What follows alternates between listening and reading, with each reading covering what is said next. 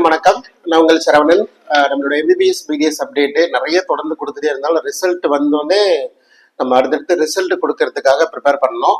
Anyway நிறைய மாணவர்கள் இந்த third round TN medical counselling and CENTAC Puducherry what ever earlier committed நம்ம என்னெல்லாம் சொன்னோம், என்னெல்லாம் கிடைக்கிறதுக்கு வாய்ப்புகள் இருக்குன்ற தோராயமாக கடிச்சோமோ அதை விட சூப்பரான டிராஸ்டிக் டவுன் த கட்.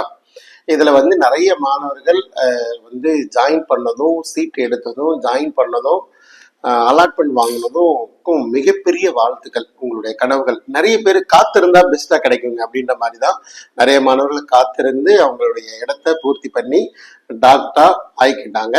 இதுல சில பாயிண்ட் மட்டும் நான் இன்ஃபர்மேட்டிவா இல்லை, இது ஜஸ்ட் ஃபர்தர் ஒரு மோட்டிவேஷனல் வீடியோவா தான் பார்க்கிறேன். ஸோ ரவுண்ட் 3ல இது வரைக்கும் சீட் வாங்கின எல்லா மாணவர்களுக்கும் வாழ்த்துக்கள். நல்லா பண்ணணும். அடுத்த லெவல்ல நிறைய மாணவர்கள் திரும்ப எகைன் நிறைய சேலஞ்சஸை ஃபேஸ் பண்றாங்க. அலாட்மெண்ட் வாங்கிட்டாங்க, அலாட்மெண்ட் வாங்கி ரிப்போர்ட் பண்ணவும் போயிட்டாங்க. அங்கே போன பிறகு அதர் ஃபீஸஸ்ன்ற ஒரு கேட்டகரியில் நிறைய சிரமங்களை ஃபேஸ் பண்ணுறாங்க. சில மாணவர்களுக்கு அது சிரமமாக தெரியல, ஏன்னா ஒரு டிம்டி யூனிவர்சிட்டியில் 25-26 லட்சம் கட்டத்துக்கு போயிட்டு இது பரவாயில்ல. அதர் ஃபீஸுக்கு நான் I'm not supporting to that. But ஒரு சுப்ரீம் கோர்ட்டே ஒரு ஃபீஸ் ஸ்ட்ரக்சரை கவர்மெண்ட்டுக்கிட்ட பர்மிஷன் வாங்கி கொடுத்துருக்குறாங்க. Supreme court means college apply பண்ணி சுப்ரீம் கோர்ட்லேருந்து ஆர்டர் இஷ்யூ பண்ணுறாங்க. அதில் அஃபிஷியலாகவே அவங்க அவ்வளோ பணம் போட்டிருக்கிறாங்க. அதை அவங்க பார்க்காமலாம் கொடுத்துருப்பாங்க, அந்த பணத்தை கேட்குறாங்கன்னு வச்சுக்கோங்களேன். இது மாதிரி தான். ஸோ அதர் ஃபீஸஸ் அதிகமாக இருக்கிறதுனால அதுலேருந்து வெளியில் வந்தீங்கன்னா ரவுண்டு 3 ஆனது இஸ் எ ஃபைனல் ரவுண்ட். நீங்கள் வெளியில் வந்தீங்கன்னா அடுத்த ரவுண்டு பார்ட்டிசிபேட் பண்ணுறதுக்கு அலௌடு இல்லை. அடுத்த வருஷம் போகிறதுன்றதும் எந்த அளவுக்கு சேலஞ்சஸ் இருக்குன்றது நமக்கு தெரியாது. ஸோ எப்போதுமே முக்கியமாக ஒரு பிசிஎம்எஸ்ல பெரிய சேலஞ்சஸ் இல்லை, இந்த ஸ்காலர்ஷிப்பை மட்டுமே எதிர்பார்த்து இருந்த அந்த எஸ்சி கேட்டகரி மாணவர் இருக்காங்க இல்லையா, அவங்களுக்கு கவர்மெண்ட் என்ன சொல்லுது, கவர்மெண்ட் ஆஃப் இந்தியா கீழே நீங்க ஸ்டேட் கவர்மெண்ட் சென்ட்ரல் கவர்மெண்ட் சேர்ந்து உங்களே ஒரு கிராஜுவேட் எய்தர் என்ன கோர்ஸ் இருந்தாலும் அதுல மெடிக்கல்ல 15 லட்சம் வரைக்கும் பணம் கொடுத்து படிக்க வைக்கிறாங்க. அந்த பணத்தை தாண்டி நம்ம கையில இருந்து ஒரு பணம் கட்டுறோம் பார்த்தீங்களா, அதுதான் மிகப்பெரிய சிரமமே. சரிங்களா? நான் என்ன சொல்லுவேன், அதர் ஃபீஸ்ன்ற ஒரு கேட்டகரியை வச்சுட்டு தயவு செஞ்சு எம்பிபிஎஸ்ல இருந்து வெளியில போயிடாதீங்க. சரிங்களா? கவர்மெண்ட் நம்மளுடைய குடும்ப வருமானத்தை கன்சிடர் பண்ணி என்னுடைய குடும்ப வருமானம் இவ்வளோதான்றதை பார்த்து அவங்க ஃபீஸை கவர்மெண்ட் கொடுக்குறாங்க. ரிமைனிங் காலேஜில் கட்டுறோமா, அந்த ஃபீஸில் என்ன ஃபீஸ் வருதோ அதில் ஒரு பாதி அமௌண்ட் நான் டியூஷன் ஃபீஸ் ஆகும், பாதி அமௌண்ட் நான் ஹாஸ்டல் ஃபீஸாக இதை எப்படி வேணாலும் நீங்கள் எடுத்துக்கிற மனப்பக்கம் தான். நம்ம எங்கே போனாலுமே சிம்பிளா எங்கே போனாலுமே ஒரு 10 ரூபா வாங்க போகிற பொருளுக்கு நம்ம 10 ரூபா தான் எடுத்துகிட்டு போவோம். சரிங்களா? அது 9 ரூபாய் 8 ரூபாய் வந்துட்டா ஒரு பெருசாக மனோகரம் வராது.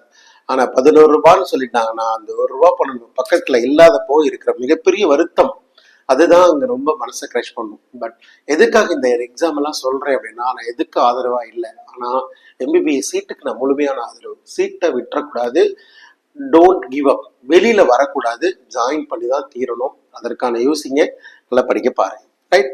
அடுத்த லெவல்ல இதே வீடியோல நிறைய number of seats all over India ஃபுல்லா இன்க்ரீஸ் ஆகிட்டே இருக்கு. தமிழ்நாட்டு மாணவரோட நிலைமை என்னப்பா நடக்க போகுது, அடுத்து இன்னும் நிறைய புது கல்லூரிகள் வரப்போகுது, நம்பர் ஆஃப் சீட்ஸ் இன்க்ரீஸ் ஆக போகுது, என்ன நடக்க போகுது அப்படின்ற மாதிரி ஒரு 5 மினிட்ஸ்ல முடிக்க பாருக்கிறேன்.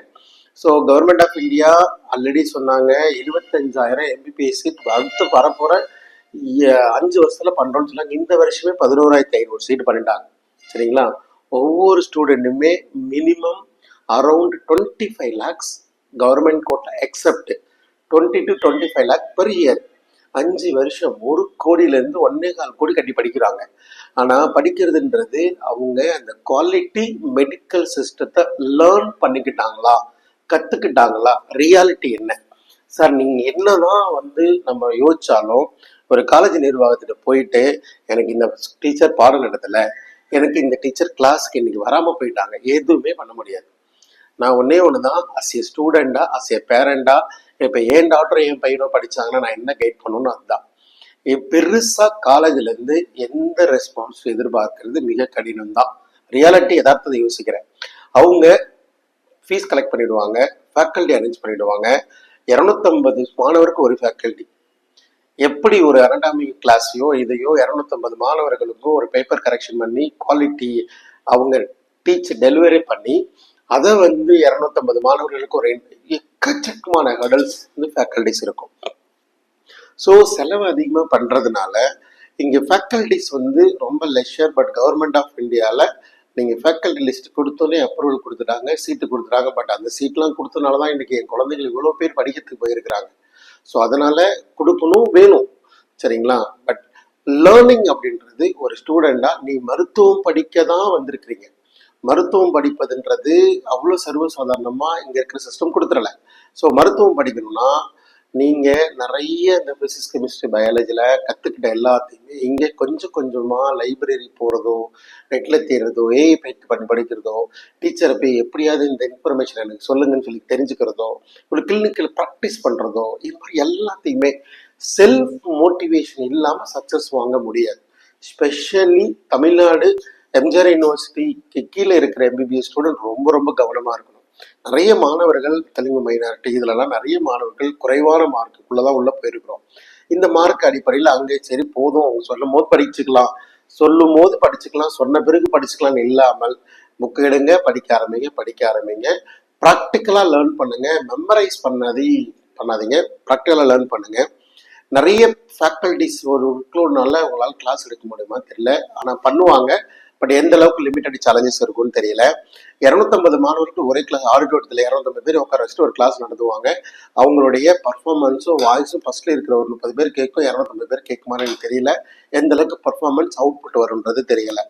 பிஜி ஸ்டூடெண்ட்டுக்கு நிறைய டீச்சர்ஸ் கம்மி, பிஜி மாணவர்கள் ரொம்ப கம்மி, ஃபேக்கல்டிஸ் வந்து ரொம்ப கம்மி. இன்னைக்கு ஒரு ரேடியாலஜி டாக்டரை வந்து நீங்கள் ஒரு 1 hour கிளாஸ் எடுக்க வைக்கணும்னா அவ்வளோ சர்வசாதாரணம்லாம் கிடையாது.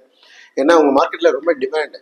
ஸோ அந்த மாதிரி இங்கே நிறைய சீட்ஸ் யூஜியில் இன்க்ரீஸ் ஆகிடுச்சு. ஆனால் அதுக்கு ஈக்குவலான இன்ஃப்ராஸ்ட்ரக்சர் ஃபெசிலிட்டியாக இருக்கட்டும், ஃபேக்கல்ட்டி ரேஷியோவாக இருக்கட்டும், but colleges are getting approval. எப்படி இருந்தாலும் வாங்கிடுவாங்க அப்ரூவலை. சரிங்களா? சீட்டையும் அட்மிஷன் போட்டு ஃபீஸும் கலெக்ட் பண்ணிடுவாங்க. இதுக்காக நாம் ஒரு தனி மனிதராகவோ குரூப்பாவோ போராட்டம் பண்ணதை ஒன்றும் நடக்க போகிறதில்ல. நீங்கள் மருத்துவம் படிக்கணும்னு நினைக்கிறீங்க, நல்லா படிங்க, கற்றுக்கோங்க. சரிங்களா?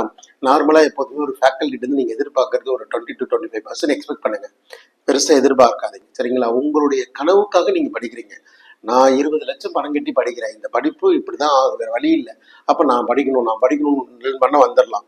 அதர் ஸ்டூடெண்ட்டு அதர் காலேஜில் இருக்கிறவங்க சோசியல் மீடியாவில் எக்கச்சக்கமான ஆப் டெவலப்மெண்ட் இருக்கு. அதெல்லாம் படித்து மருத்துவர் அப்படின்ற ஒரு முழுமை அடைந்துருங்க. அப்போதான் வந்து அந்த 18 கோர் சப்ஜெக்டை கிளியராக முடித்து படிங்க. சரிங்களா? அதுக்கு ஒரு 400 பேஜ் படிச்சிட்டிங்கன்னா 5 வருஷம் முடிஞ்சிடும். ஸோ நல்லா படிங்க. இங்கன்னு இல்லை, இந்த உலகத்தில் எங்கே வேணால் படிக்கணும். ரொம்ப பெரிய செலவு பண்ணுறதுக்கு எங்கேயோ உருட்டி தட்டி கையில் இருக்கிற பணத்தை சேர்த்து வச்சுட்டு நம்ம படிக்க வச்சிட்டோம். படிக்க முடியல, எனக்கு செலவு அதிகமாக இருக்குது, செலவு கம்மியாக இருக்குன்னா உலகத்தில் எங்கே வேணால் படிக்கலாம். படிக்கிறதுக்கு ஒன்றும் பெரிய விஷயமே இல்லை. நல்ல நாலேஜ் இருந்தால் போதும், ஓரளவு பணம் இருந்தால் போதும், ஓரளவு நல்ல நண்பர்கள் இருந்தால் போதும், எப்படி இருந்தாலும் சீட்டு வாங்கிக்கலாம், படிச்சிடலாம். பட் படிக்கணுன்ற கனவுலேருந்து வெளியில் வரதை மட்டும் தயவு செய்து விட்டுருங்க. முக்கியமாக ஸ்காலர்ஷிப் ஸ்டூடெண்ட் தயவு செய்து வெளியில் வராதிங்க. ஸோ நான் ஏதோ யோசித்தேன், பட் இதெல்லாமே எனக்குள்ளே இருக்கிற ஒரு சின்ன ஆதங்கம் தான் இந்த வீடியோ ஆனது. ஸோ எம்பிபிஎஸ் பற்றி பெரிய இன்ஃபர்மேட்டிவாக இருக்காது. ஸோ கடைசியில் I can complete. MCC round number 4 start பண்ணியாச்சு. சென்டாக்கோடைய round 4 as soon as possible. Tamil Nadu medical செலெக்ஷனும் கரெக்டாக 11-12 ஸ்டார்ட் பண்ணிடுவாங்க.